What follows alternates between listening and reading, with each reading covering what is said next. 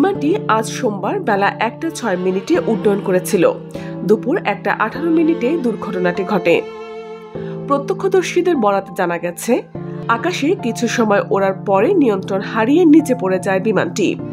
Fire সার্ভিসের 8টি unit এবং বাংলাদেশ সেনাবাহিনীর সদস্যরা তাৎক্ষণিকভাবে ঘটনাস্থলে পৌঁছে উদ্ধার কাজে অংশ নেয়।